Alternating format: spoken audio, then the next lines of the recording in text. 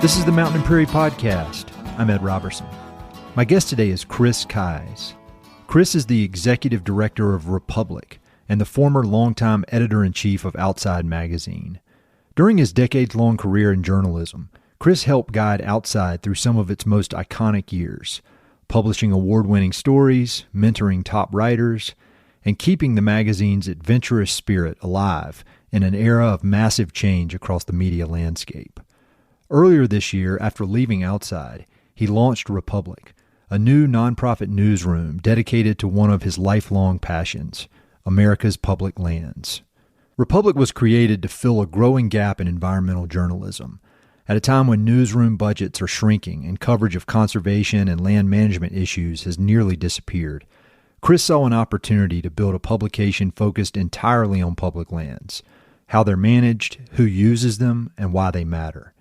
Structured as a nonprofit, Republic will publish deeply reported, narrative-driven stories that reach across political lines and help readers better understand the forces shaping the landscapes we all share. In this episode, we talk about what inspired Chris to start Republic, why public lands deserve more consistent and credible coverage, and how he's building a business model that protects editorial independence. We also discuss his years at Outside, the changing nature of journalism, the challenges of freelance writing, and why great storytelling still has the power to cut through the noise and connect people to big ideas. Be sure to sign up for Republic's free newsletter by following the link in the episode notes. Big thanks to Chris for the fun conversation, and thank you for listening. Hope you enjoy. All right, Chris. First of all, I got two comments and then one question to start this thing out. The first comment is congrats on the launch. It's been really cool to watch it, and it's been cool for me to to get to know you over the summer and hear about what you're working on and see it enter the world.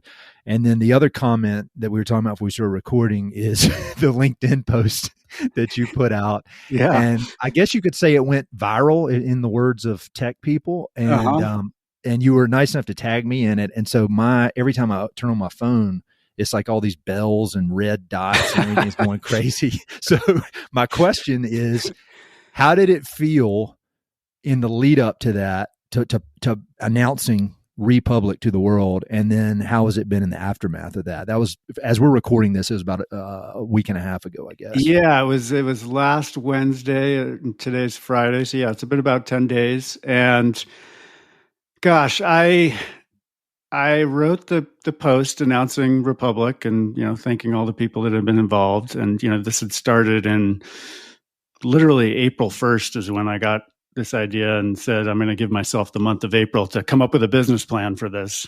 And so I've been kind of plodding away all summer and, talking to a lot of people, but this has really been a little private thing that I've been working on. So yeah, and I'm excited to put it out into the world, but when you get to that point, it's terrifying to be honest with you. Like, is it going to be crickets? Like, are people going to care? Is anybody going to pay attention?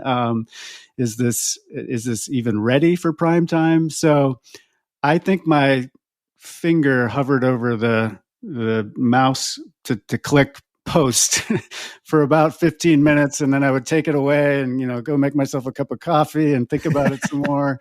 So when I finally pressed go, then I went for a run and I was like, I'm just not going to watch for an hour. That's impressive, man.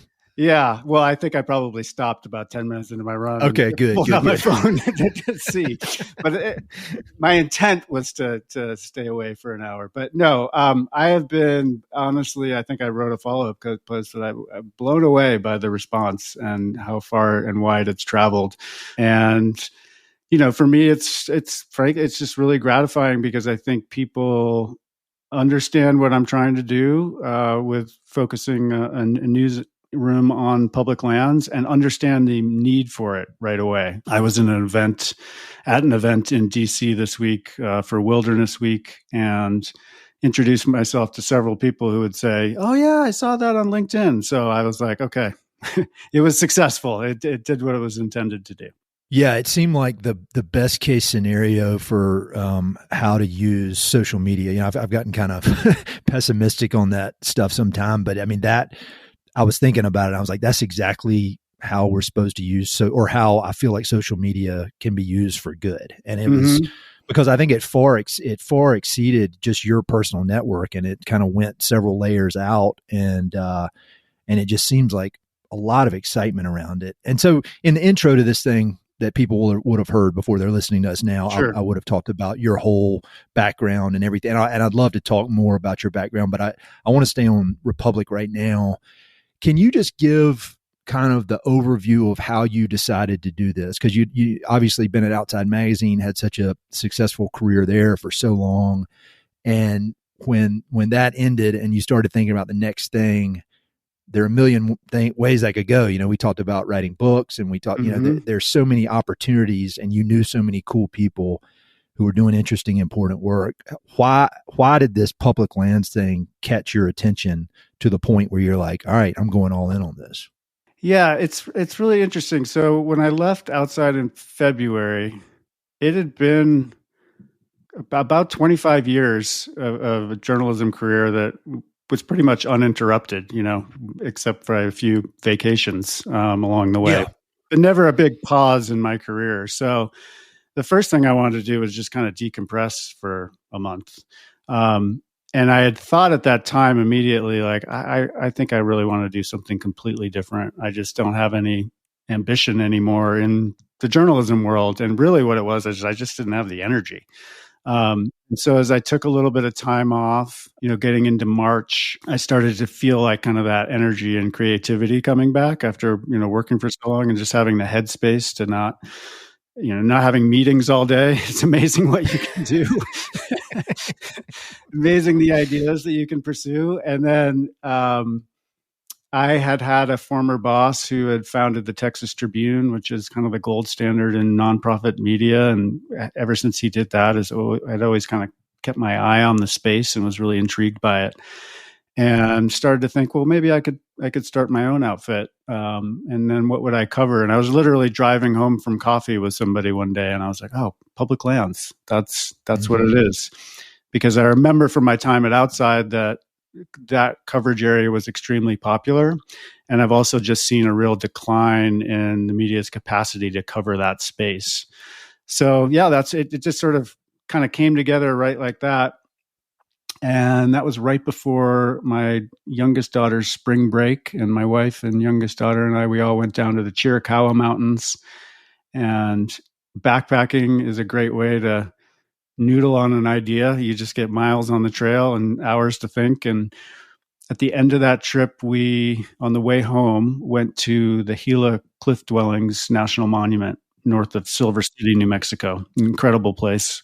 And it's a long drive to get up there. And when we finally got up there, there were about 60 people outside of the visitor center. And we were like, what's going on?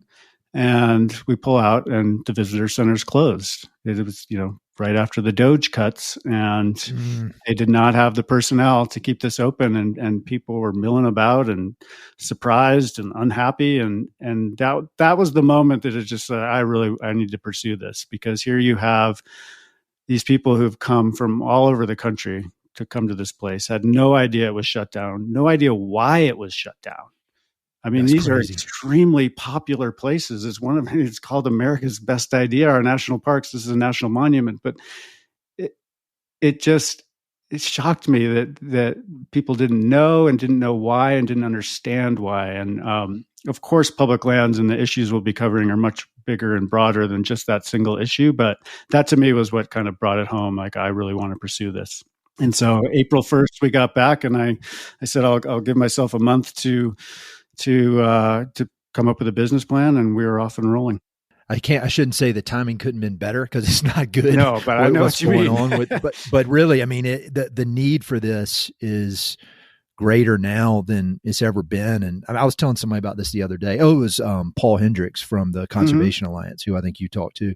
Yep. He and I was saying, I've always understood their threats to public lands, and if you take the pressure off, people will take advantage of that. But I never would have imagined that it would reach the level that it has, which, speaks to the need for what you're doing. But one question I have for you about that, though, is whether it's the negative or the positive. Like I think about the positive of when Mike Lee had the sell-off language in that bill, and everybody, all the different groups that enjoy public lands, even on opposite ends of the spectrum, from hardcore hunters to people that don't like hunting but love public lands, everybody kind of banded together and called the senators and made it clear that wasn't acceptable, and it was knocked off the bill.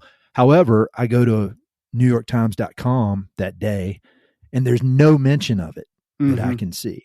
And so I'm curious how you think about that it's not a mainstream, at this point, it's not a mainstream topic. And then also, like from a business standpoint, how do you know that there's enough of a market there to actually like keep this thing financially viable? Do those questions make sense?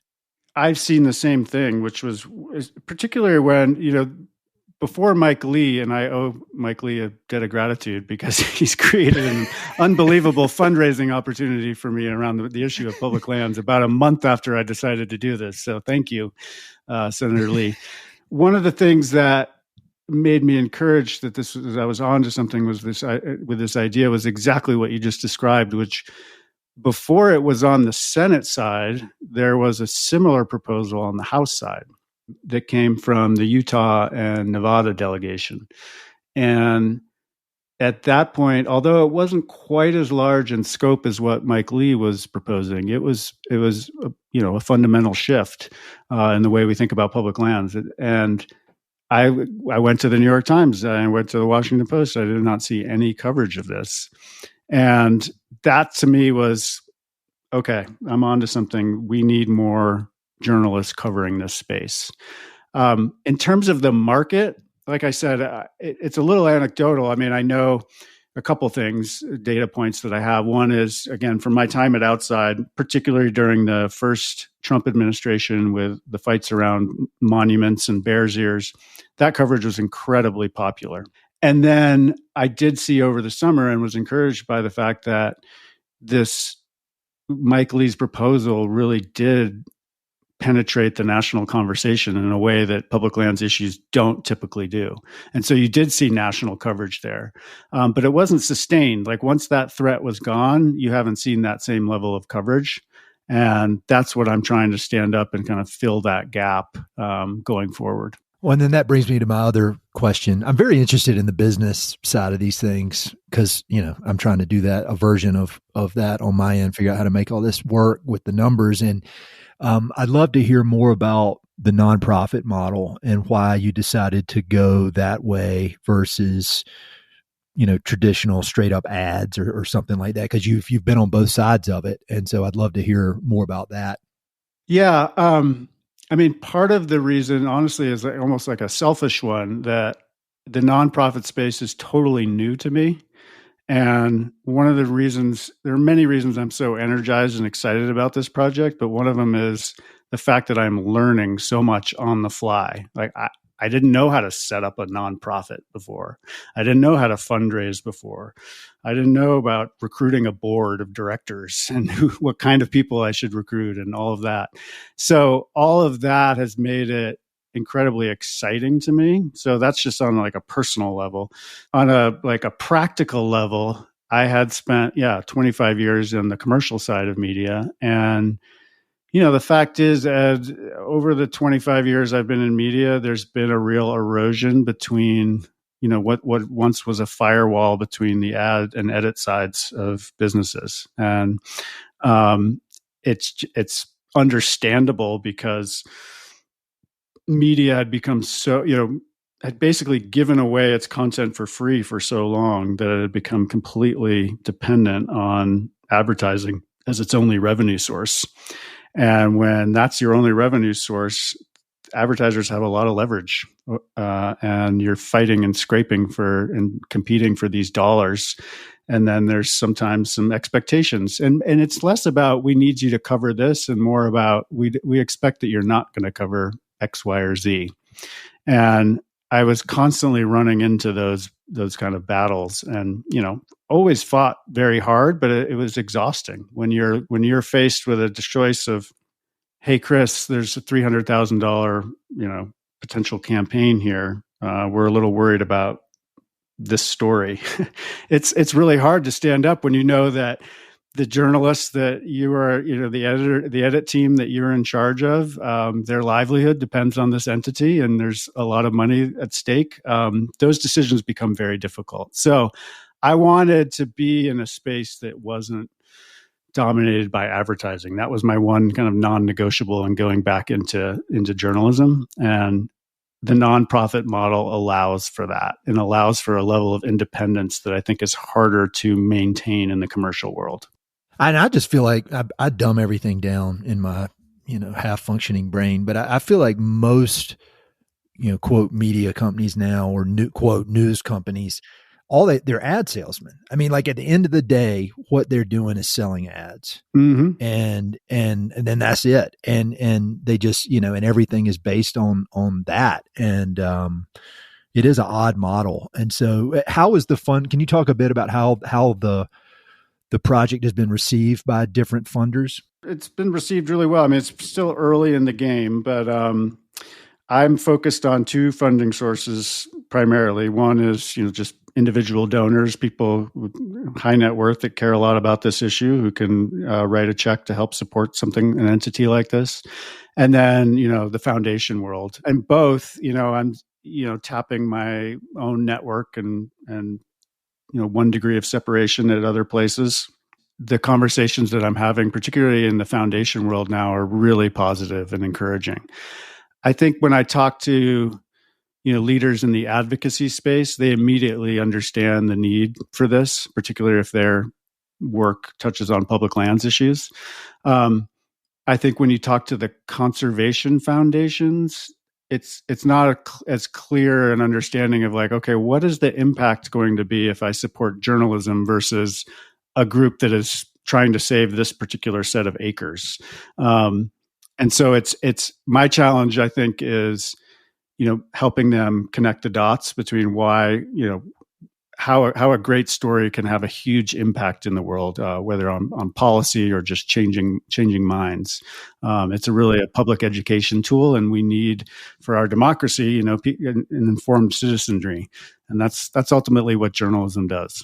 When you talk about changing minds, that's something I'm very interested in, because I always want to have my mind changed. It's not comfortable. It's like exercising or getting choked at jujitsu or something. Like, it's not fun, but in the end, good comes from it. And so I'm always looking at my mind change. But one thing I've noticed, and this is just me, there's certain, I'd say, publications that, to me, it appears that they're preaching to the choir. That they're not. It's like everybody is kind of bought into what they're talking about. Their subscribers or their readers or whatever, and a lot of it is biased in one way or the other, which is fine. But when I read this stuff, sometimes I wonder, like, who outside of the circle of the people that are already bought in are going to have their mind changed by this?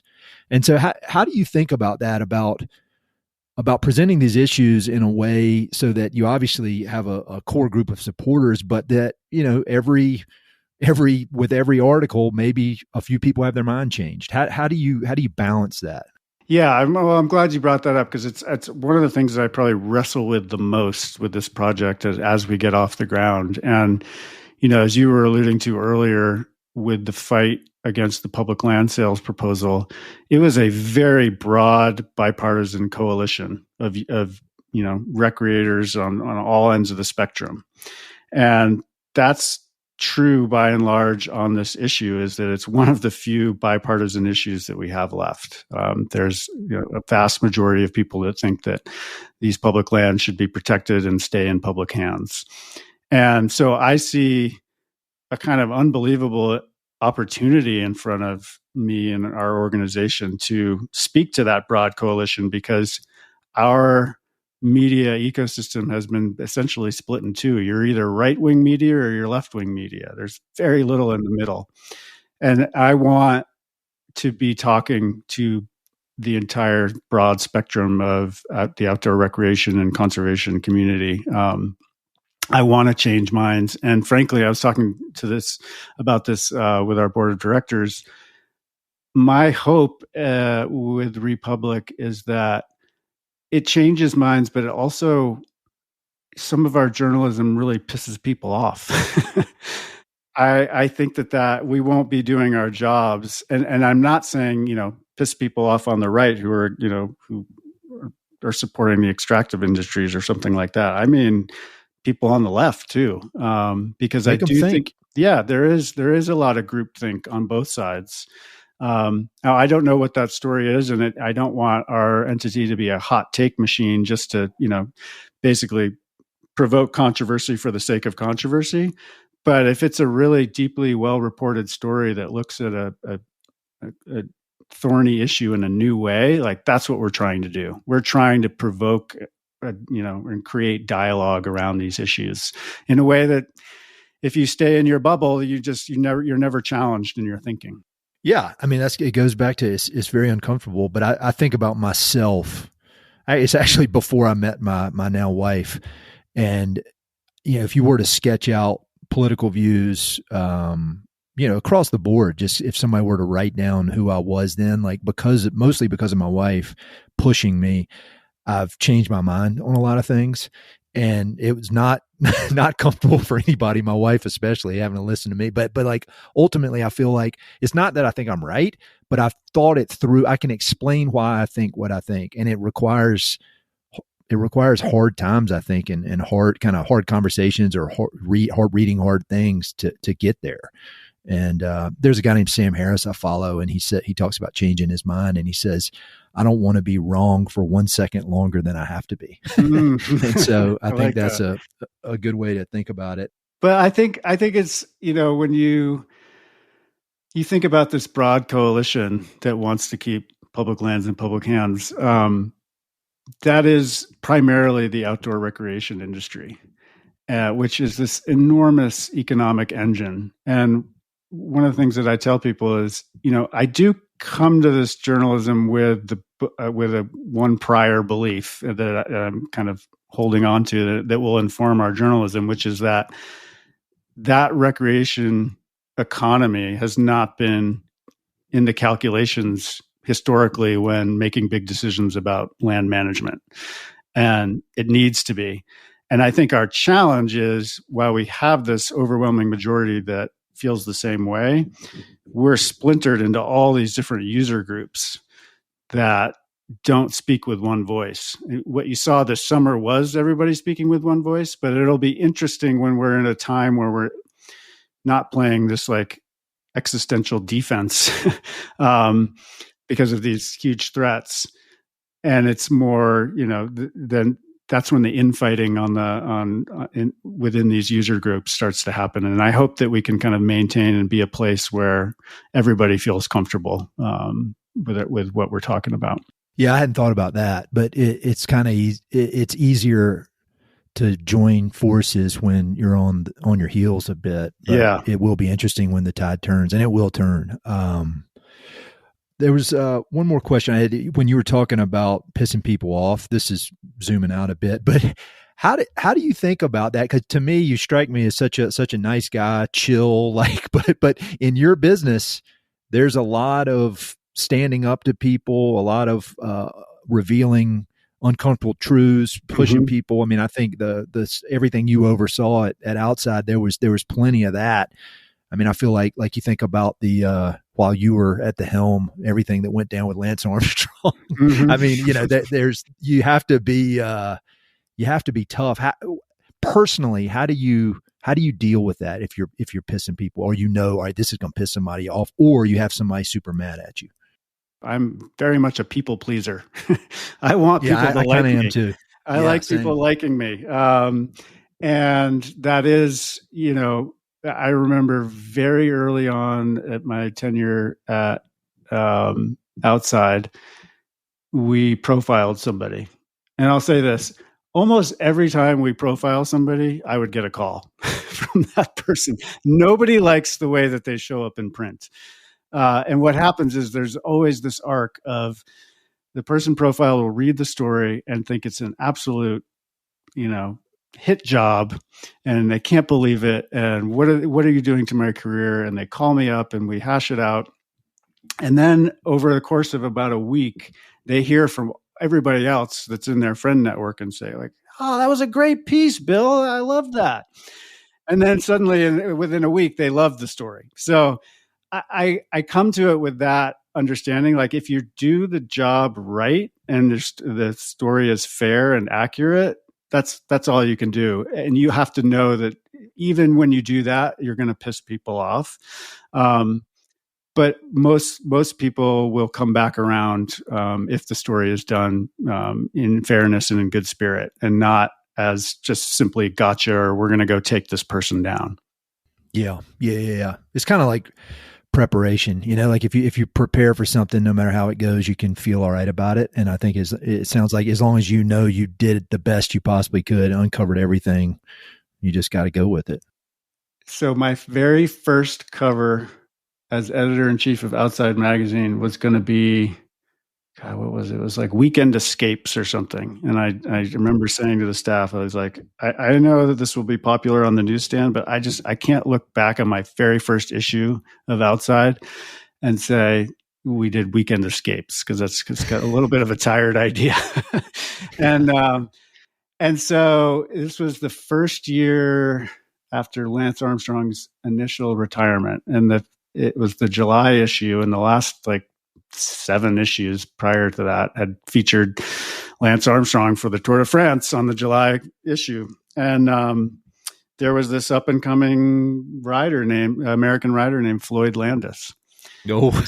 And we had a profile coming out on him, and I was like, let's put him on the cover. And I put him on the cover with the question, the cover line was Lance who ? I remember that. Why Floyd Landis will win this year's Tour de France. And for about 24 hours, I was a genius because he won the Tour de France. And then he was busted for doping. But I remember, let's see, maybe a couple months later, we had a cover story because Lance was very popular on the cover. And I went down to Austin to interview him for a cover story about kind of his post-race career. And we got into his living room. And the first thing he said to me was, so Lance who ? Oh, God. So, it's like Michael Jordan in that documentary where he goes, I took that personally. He remembers every slight. He really did. He totally remembered it. And so all of which is to say, yes, a lot of tough personalities. But again, I think if you're in the right place and have the right reasons and right methods for doing a story and can stand behind the reporting, you're always going to be in a good place. Another kind of zoomed out question for you. And this is me just observing. I just kind of stand on the sidelines and observe everything. But it seems like over the last, 10, 15 years, there's been this shift away from institutions, whether, New York Times or colleges or Outside Magazine or whatever. And the focus has gone away from the institution. Like, this is the New York Times, and then there are all these people that work there, to there's kind of these all-stars within that work under the banner New York Times, and then they'll switch and go from one to, it's more about the individual, kind of almost like celebrity, than it is the institution. And I think that's led to a lot of these people are real journalists, but they go off and do podcasts, and it's all about them. Mm-hmm. And so can you just share your thoughts on the importance of like real journalism under the banner of a organization versus this kind of one-off celebrity type thing where, everybody's got a podcast? I don't, I'm not even in the conversation with journalists, but can you just talk about the need for a institution? Well, I should start by saying I think you can do excellent journalism as an individual with creating your own brand. So I don't think you need the institution. Who's done a good job with that? If you think, like, who comes to mind when you think of that? I think Matt Iglesias does a great job with that. Who's an old compatriot of Ezra Klein, who does it within the organization of the New York Times. I think Bill McKibben does a nice job with that. Those are the two that kind of immediately come to mind. But boy, there's quite a few Substacks of people who are doing great journalism and kind of created their own personal brand. For me, I made the decision to create an entity versus just going out on my own because, I mean, frankly, I'm just not comfortable being the face of something. It's just it's a little terrifying to me, and I like working within an organization. I mean, people would tell me why, or ask me, why was I at Outside for so long? And I'd always say, and it sounds like a canned answer, but it was really the truth. It's like the people.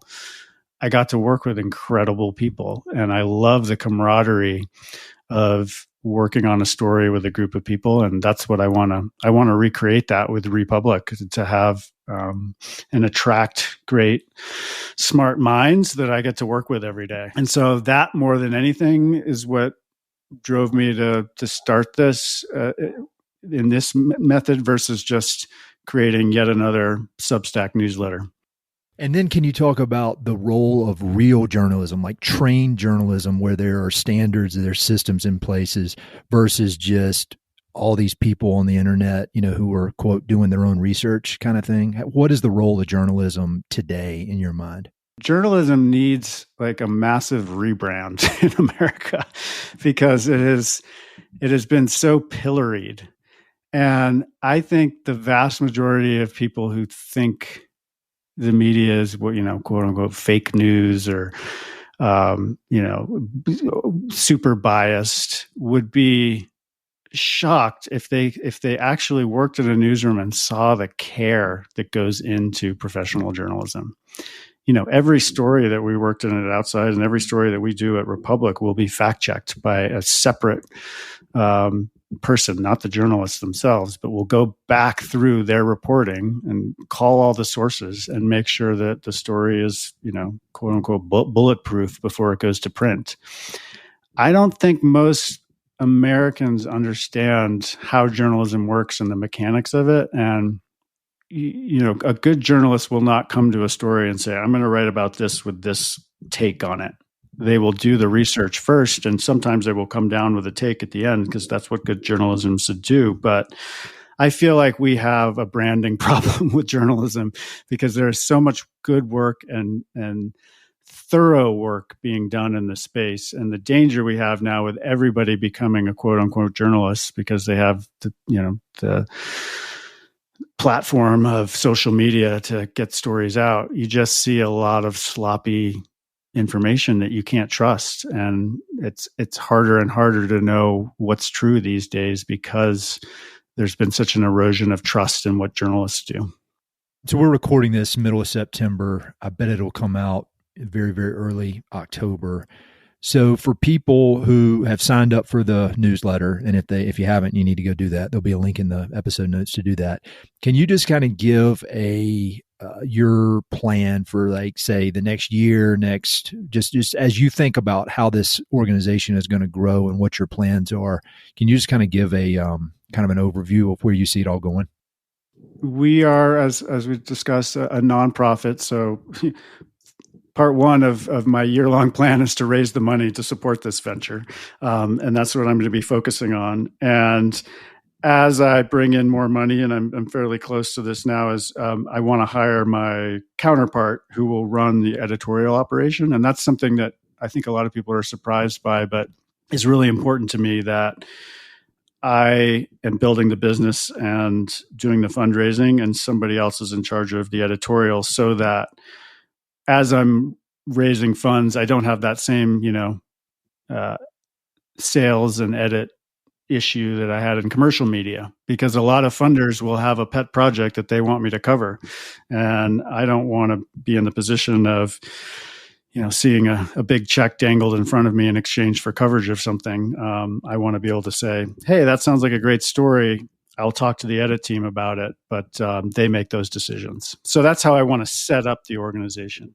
In terms of what we're going to be doing, we have a year one plan and then a 5-year plan of where we want to get to. But year one is really focused on, I've got the newsletter. That's kind of the high frequency engine of content, but really what we're most focused on is 10 to 12 high impact investigative stories about public lands issues.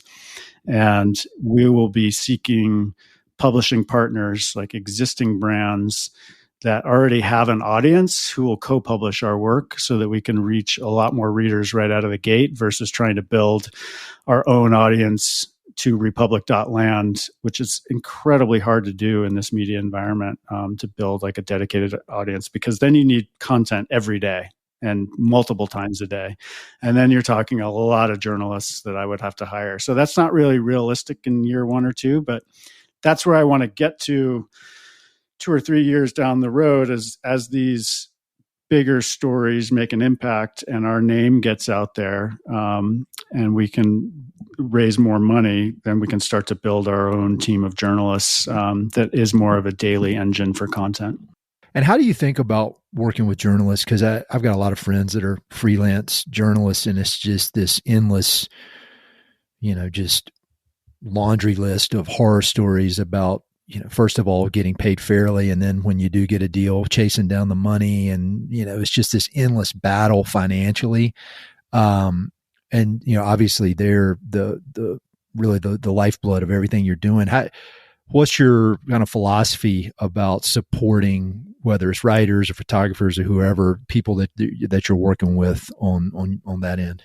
That's a really good question. I'm glad you brought it up, because I never went the freelance writing route because I've seen how difficult it is to make it work.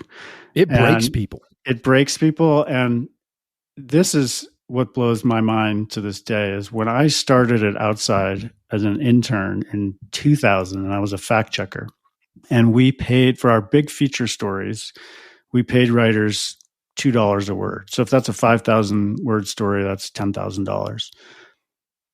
When I exited Outside, we were paying $1.50 to $2 a word.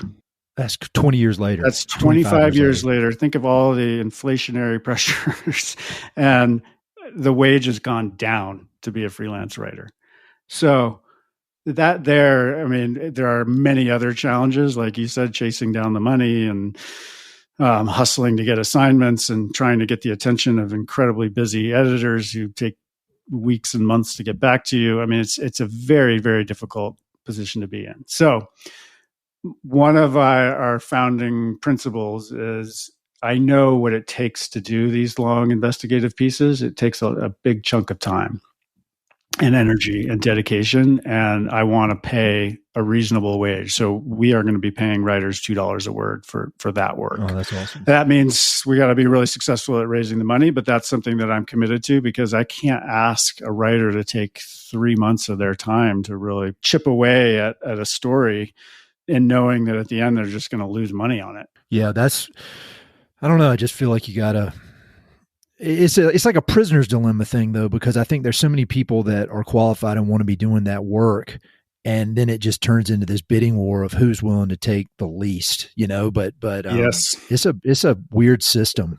It's like I had this friend that worked at ESPN, and he was like a very highly educated, like multiple advanced degrees, and they had him working at it was right after school, but they had him working from the shift from like 11 p.m. to 6 a.m. or something. And he would do that all the time. I said, why are you doing that? And he's like, well, if I want to work at ESPN, that's what I have to do, because if I quit, there's 5,000 people that would take my place right now. So, and they're not paying him shit either, Well, and I think you go back to the economics I was describing and what you were asking about earlier with these sort of personal journalism brands. I mean, that is why Substack is so successful right now, is I think you have a whole generation of freelance writers who are like, God, I'm so tired of being on this hamster wheel of just trying to make it work.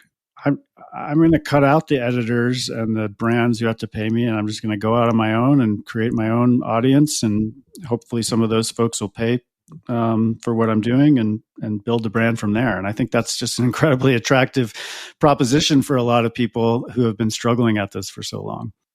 To move kind of more on the side of your personal journey, when did you realize that editing was your passion and that you were good at it versus being just a straight up writer? How did that develop over your career?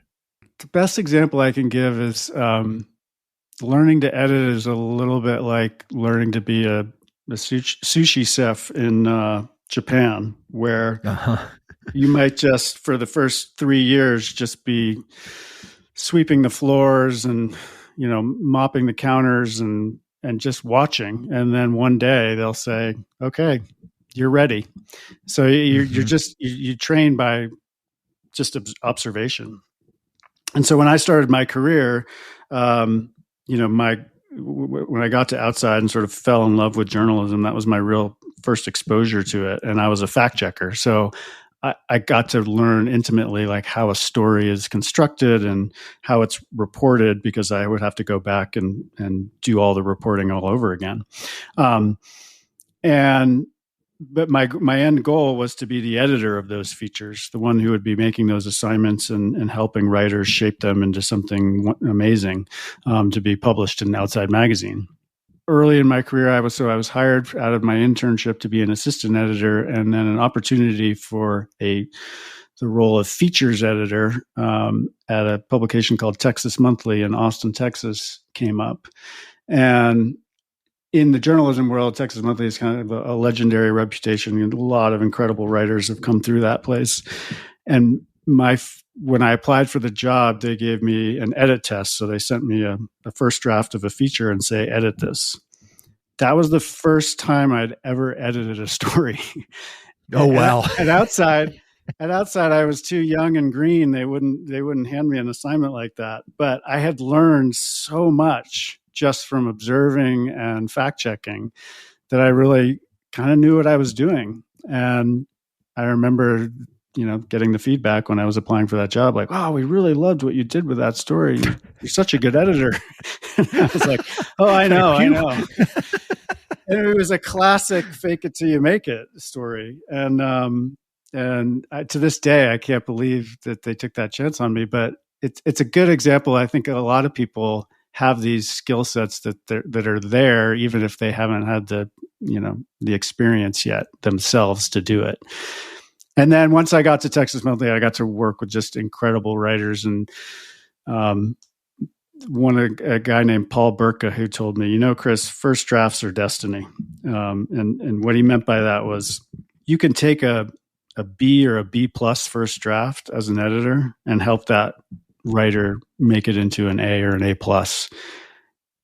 You can't do that with a C or a C minus first draft. And so it really depends on what you get at that first round. And being an editor sucks. Sorry, Mom, I know you hate that word. But there's no better word for it. It just sucks when you're trying to, put lipstick on a pig and just take something that's a C work and turn it into a B, because then it's just going to be an okay story that very few people are going to read. But it is so much fun to take a B plus and work with a writer and make it just incrementally better so that it's amazing. And that's the drug in editing is that role. And it's a lot like being a psychologist. It's the best editing gigs are when I would have these long, long stories about a draft with a writer. And sometimes half those conversations would just be about their family life and what's going on. And then we get back to the story. But it's those relationships and just helping writers make something a little better is really rewarding. There really is almost like a counselor or psychologist role involved in because you're getting, it's very vulnerable, I would imagine, with a lot of these stories, even if it's not a story about you, but it's this vulnerable thing that you're putting into the world, and then somebody's giving you feedback on it. That's a tough balance, I would imagine, or it could be. Who were some of your, like in those early days at Outside, when you're reading all those stories, do any particular writers come to mind as that were either them particularly or just their work was very instructive to you and taught you a lot? Because I just love stories about, Outside back, particularly like in the 90s. Yeah. Well, I should tell the story about how I kind of discovered Outside, which is... Please. So I grew up in Portland, Oregon, and I went to Duke in North Carolina. So it's about as far away as I could possibly get. It really is about as far away as you get. Yeah. And, going back my sophomore year, I was getting a little homesick for the West and for some of the adventures that I like to go on in the mountains of the Pacific Northwest. And my parents gave me a subscription that Christmas to Outside Magazine. And I flew back in January for a second semester and went to the PO box in the student union and opened it up and pulled out the magazine, and it was John Krakauer's Into the Wild cover story. And I opened it up, started reading it, read it all the way back to my dorm, read it again, photocopied it, and sent it snail mail. Now I'm dating myself, but to friends in colleges all over the country. I was like, you have to read this story. It's incredible. And I didn't decide then and there, I'm going to be a journalist. I'm going to work for Outside Magazine. But I was struck by what you could do in the nonfiction genre with storytelling in the magazine format. Like, I was just blown away at the kind of story you could tell. So certainly John Krakauer, and then very shortly after, discovering Tim Cahill and David Quammen, and those three are kind of the legends of that era. By the time I got out to Outside, still tons of great writers. The one that initially comes to mind was a guy named Patrick Sims. And we would send Patrick literally all over the world. We sent him to cover the Maoist rebels in Nepal, to do a country profile of Myanmar, Burma. We sent him there, and there was a huge hurricane. As he was reporting, he got on the last plane out of there. But he had this unbelievable way of kind of marrying his own personal narrative and journey of reporting with kind of illuminating something about these places all over the world that he was going. And so you would learn an incredible amount about the countries that he visited, and also have this amazing sort of romp and be there along with him. So that always stuck. Those are my favorite kind of stories, where you learn a lot, but it's you don't really feel like you're being force-fed information. It's just kind of along the way of a great narrative that's pulling you through. That's why I love Hamptonside's history so much, is because you read it, and it's just this exciting, and it really does. I mean, and it makes sense. It reminds me of articles in Outside Magazine. It's just this exciting, colorful, mostly around the people, these characters. And then you finish and you're like, oh, well, now I happen to know everything about Captain Cook's third voyage. But it's not at all like you're being force-fed it, or you don't even know you're learning, but it's just so exciting and fun to read. I think Outside I think a whole generation of these writers like that, different versions, but it all traces back to Outside, at least from my perspective. You could ask anybody on my staff during my tenure, and that's why they came to the magazine and wanted to work there, was because of the long form storytelling. And what we're getting at, which is like, how do you tell these stories that in a compelling way, that the central narrative is what really pulls you through and what makes you want to read the story, and then you get really educated along the way. Like, that's going to be my biggest challenge at Republic, because public land stories can easily just slip into dry policy stories. So it's going to be our job to really find incredible characters, narrative tension, stories that will get people to read 5,000 or 6,000 words and have their mind change, but they're also entertained along the way. And that's what we're trying to do.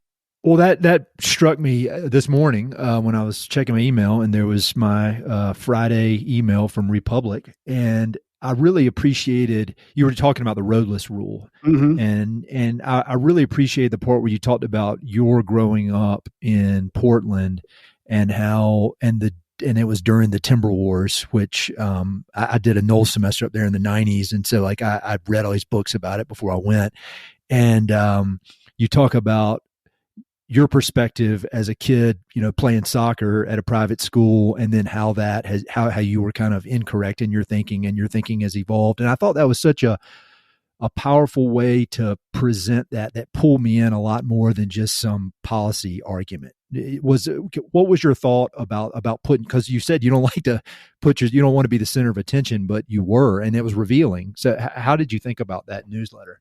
Well, I think, first off, from writing a editor's note in, I don't know, 250 issues of Outside. Yeah. I got used to speaking in the first person, so I am comfortable with that. And honestly, the reason I led in that way was exactly what you're saying. Is like I've read a lot about the roadless rule, and a lot of it starts immediately with the policy, and I'm not engaged, and so I wanted. It's a cliche, but just people respond to stories and personal stories. It's what.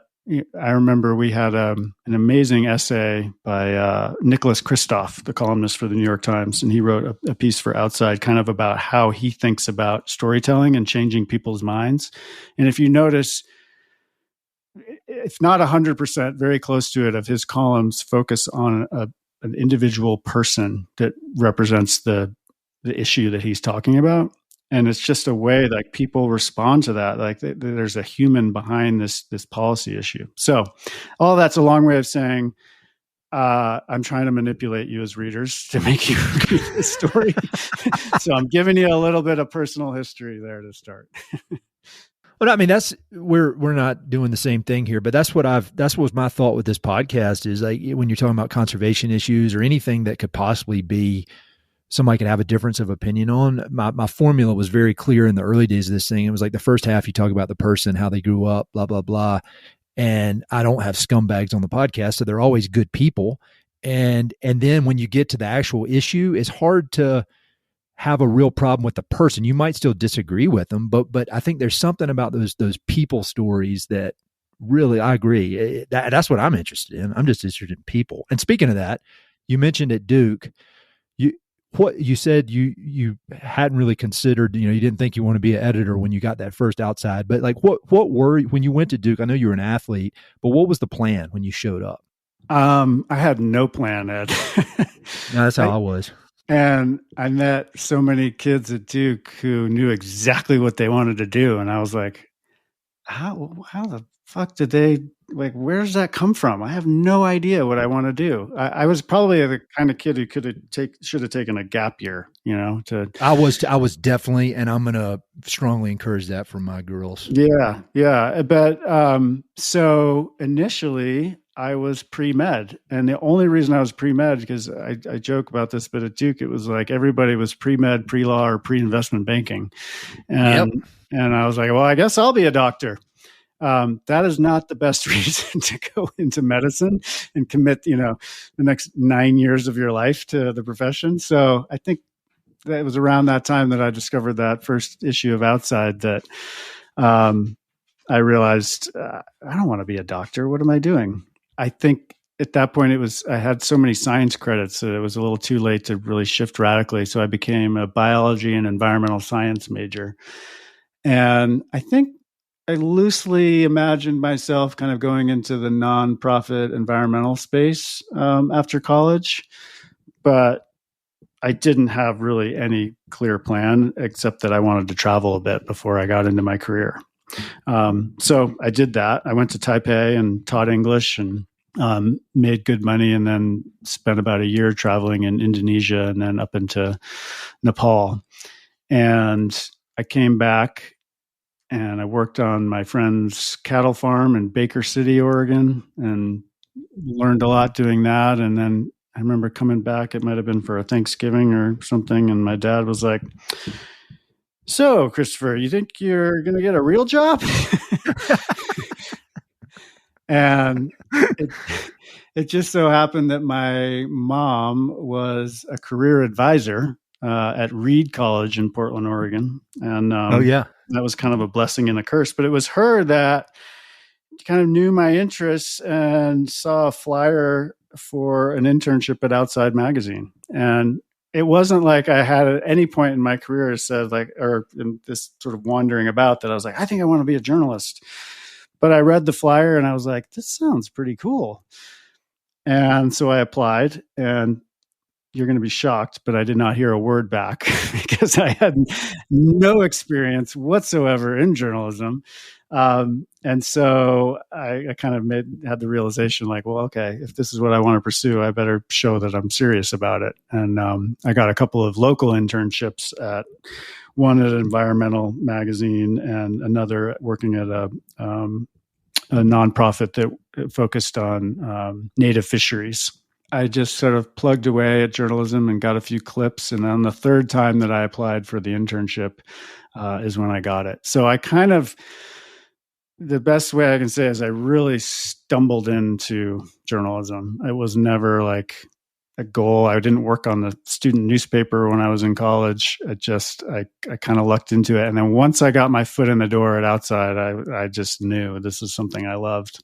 That's really cool. And I think that's great lessons. I mean, even at our age, we were talking before we started recording about like the book proposal process. Mm-hmm. And I think even at, late 40s, I know a lot of people, myself included, trying to, get stuff published. And there's a lot of that email and you don't hear back, and that's a good skill to learn early on, of the persistent without being annoying, Yes. That's it. And understanding, like, taking a step back and being like, well, why didn't I not hear back? And not just blaming the other person, but saying like, oh, probably because I don't have any experience, and it'd be a waste of their time to talk to me right now. So, yeah, I think there is a lot to be learned from rejection. I mean, all these things that they tell you when you're a kid, and you're like, come on, failure is not the best thing to happen to you, but it really is when you get older. It really is. They're cliches for a reason. Failure is the best. Yeah, all these cliches, whether that kind of stuff or especially with parenting, they're all cliches for a reason. Like, they grow up so fast. Like, yes, they really do. This could be a full podcast, like 2 hours. Maybe we'll do this at some point. But you're just exposed to some of the world's greatest writers ever. And so I always am asking people for book recommendations, which can be hard with you. But what are some books that have played a big role in your journey? And, whether it's personal, professional, it doesn't have to be about the West. I'm just curious, when you think about, all right, that was an important book for me, what comes to mind?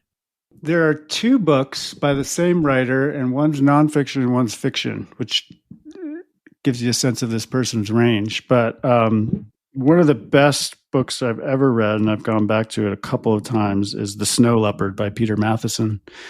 And it's really a very, very, very long magazine story. But I mean, by which I mean, it's very similar to a kind of story we would run at Outside that has a personal journey at the center, but you're also learning a ton about biology and the snow leopard. And that book really taught me how you can weave the personal and the educational together in an incredible package. And then he went on, he wrote this 3 novels about the same story, but one of them in particular called Killing Mr. Watson, which has to do with a murder that took place in, I think, the 30s in the swamps of eastern Florida, which was kind of a renegade area where people who ran afoul of the law would kind of go into hiding and make their living. To this day, that book scares me. There's just the tone with which it's written in. It's just so ominous and heavy throughout the time. And I've never read a book that has that clear of an atmosphere to it. Like, you literally pick up and you feel the book and feel this darkness as you go back in to read it. And anyway, that just really stuck with me. And Peter Matheson, before my time, wrote for Outside, and so that had a real big impact on me. Do you read more fiction or nonfiction? Nonfiction. Yeah, and every time I go to fiction, I say, God, why don't I read more fiction? Because I do love reading a novel, but I don't know what it is. I find this, and not to be too gendered, but I find that a lot of my male friends are the same way. They like nonfiction, and my wife and a lot of her friends are into fiction, and I don't know why that is. That's my exact experience as well. Mm-hmm. Whenever I read a novel, I'm, a really good one, I'm always super glad I did, and I think it's good. I think it stretches a lot of my parts of my brain that don't get stretched the other way. But my buddy, I think Brendan Leonard, he's always telling me I need to read more novels, and I have a problem with reading a lot of stuff by nonfiction by Navy SEALs. And he was kind of making fun of me the other day about it. And I said, well, I'll tell you, Brendan, I did just read a novel written by a Navy SEAL. Oh, there How's you that? go. You're really branching out. I'm branching out. All right, man. What did I miss? I wanted to really highlight all the great stuff about Republic and about everything you're trying to do, but I'm sure I didn't. I'm sure I missed some stuff. Is there anything I missed? Any way you'd like to wrap this up? I want to be very respectful of your time because you got a lot more important stuff to do than answer all my silly questions. I guess what I'd like to say is, please visit the website, republic.land, find out what we're all about, what we're trying to build. If you believe in the need for this, I hope you will consider, making a contribution, because it does make a big difference. And not just that it's going to keep the lights on or anything like that, but the more people that are even giving $5 helps me raise money, because I can show that there's a dedicated audience for this that is interested in this topic. So that would be my one ask for people, republic.land, and you can learn all about us. And then even if you can't contribute with money, I hope it inspires people to get involved in some way, because what I would say is that no matter what happens with this project, for me, throwing myself at an issue that I care about has been just incredibly rewarding. And there's been a long time where I've kind of sat on the sidelines and wondered, well, what can I do other than click a box that says write my congressman? And so taking some kind of action, and we all can find that way, is so rewarding. And so I just really encourage people to look for ways to get involved with these issues. Well, man, I really appreciate it. I told you this when we met, and it's not like we're super longtime friends, but I do consider you a friend now. And really, your work directly impacted my whole career. The work you're doing at Outside really got, seeped into my brain and made me think a certain way, and it allowed me to break out of what was a fine but unfulfilling kind of career, and then kind of bumble my way into what I'm doing now. And so, like I told you that when we met, I really, really do owe you and the team of people that you've worked with for helping to really influence me and let me know that there are like-minded people out there like me. And thankfully I've kind of found them. So I just really a sincere thank you for your whole career and for everything. Just selfishly, the great influence you had on me. And I just wish you all the best with this project. And I'm excited to see how it continues to grow and evolve. So keep up the good work. Well, thank you so much, Ed. I really appreciate that. And I should just quickly tell your listeners that I've had many conversations with Ed along the way as we got introduced early on in this project, and he's been a great sounding board. And you've been so generous with opening up your network of people. And so you've whatever you owed me, you've paid it back in spades. All right, you can buy lunch next time. That's fair. That's fair.